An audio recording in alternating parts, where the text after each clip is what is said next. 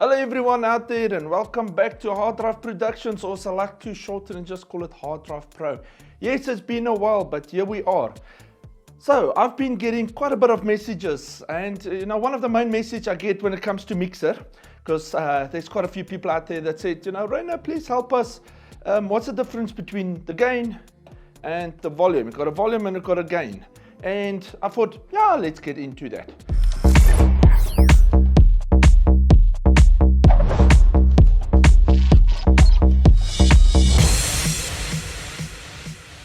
So, as you probably saw in the title, probably goes something like there's a 50% chance you've been doing your gain structure wrong or setup, or there's two ways to it.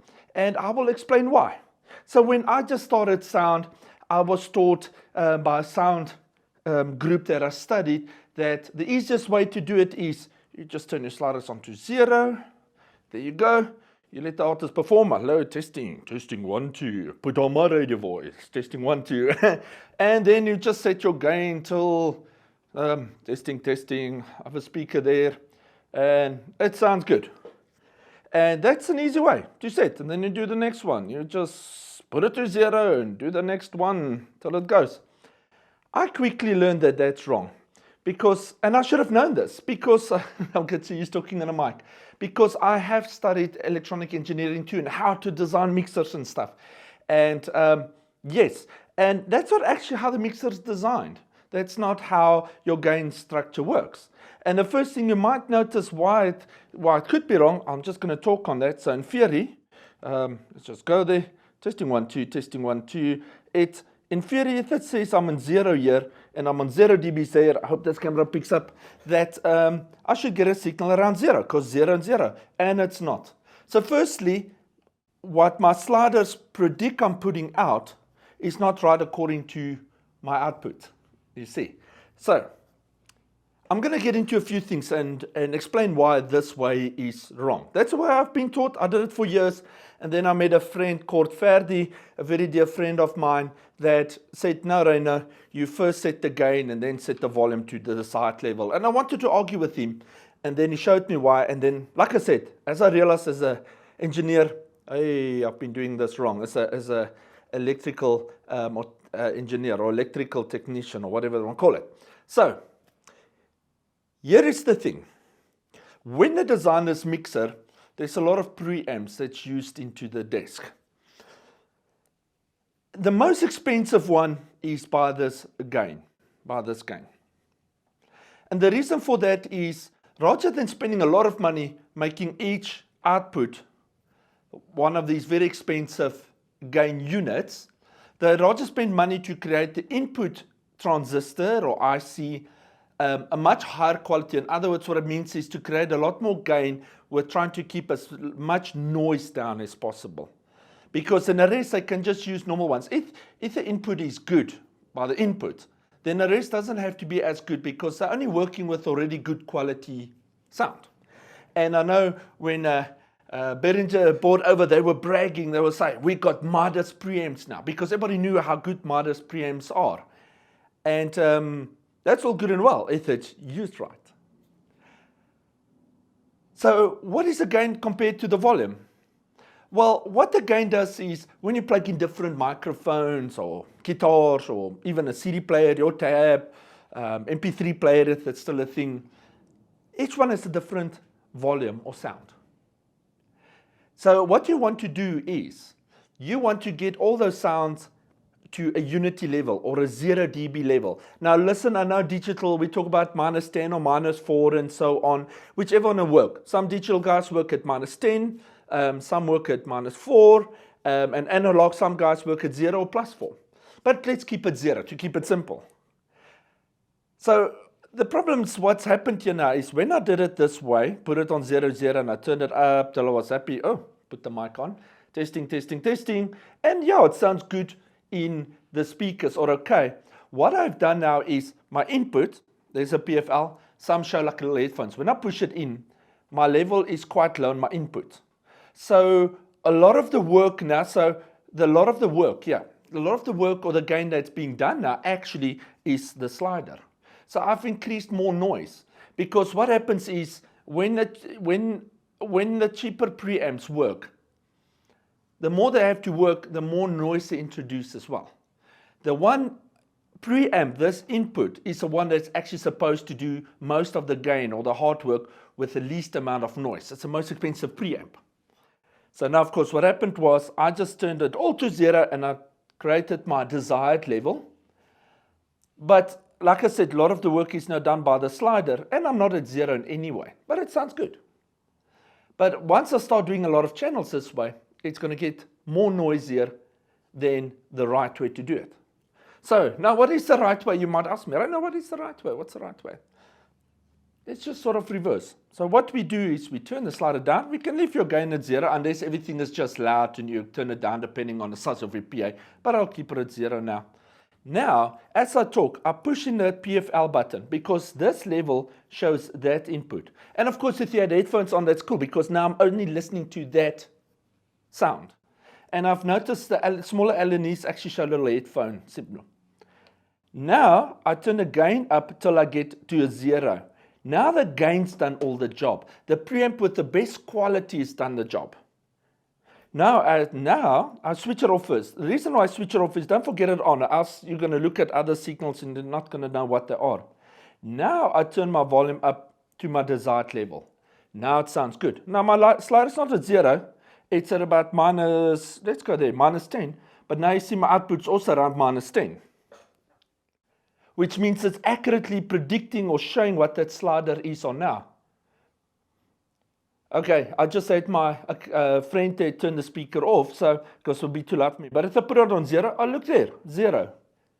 Now the gains are set right.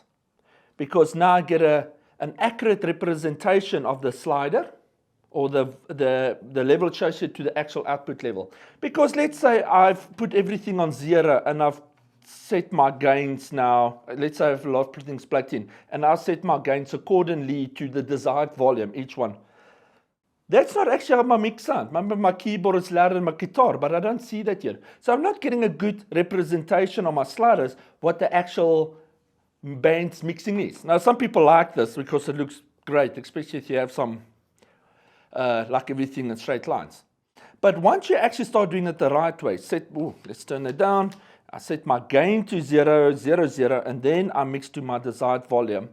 Now, maybe the next volume is going to be louder. Maybe I have a keyboard there that's louder. One song, 2 singers that's softer. Guitarist that's very loud. I'm trying to get actually what the band mix look like.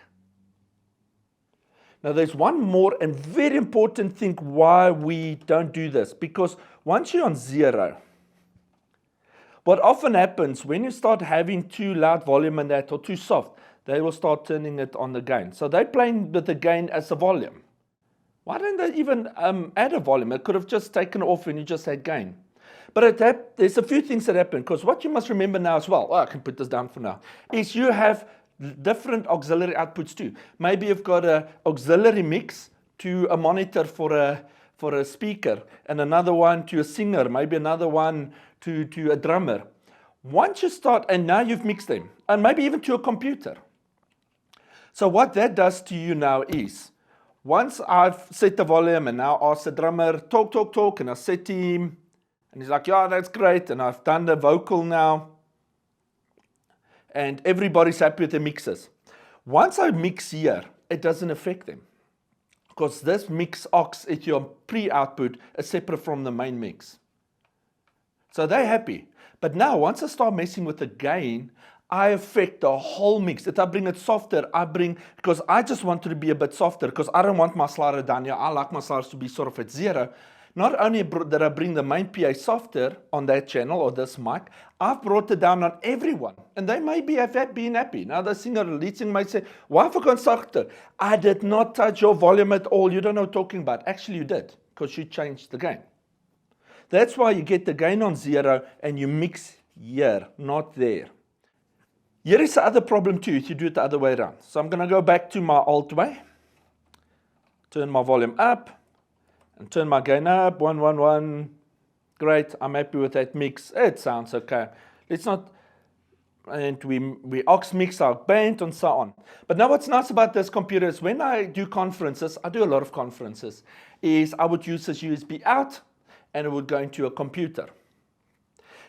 Now, often people will keep on asking me now, when they do it this way, because now I take the audio to computer for Zoom or Skype, is, Rainer, the volume's very soft. It's really soft on the computer. Why is that? I've turned my gain, because you can set this, for instance, let's set it to aux 1 and 2. I set my aux 1 and 2, and it's mastered nearly full, but it's still soft. Because what they're not realizing they've been doing, once they've done it this way, is, although they zero and their desired volume is nice for the mains, remember how low the gain is also on the aux. So now when I select the aux input, 1, 2, there you can see how soft the input level is as well.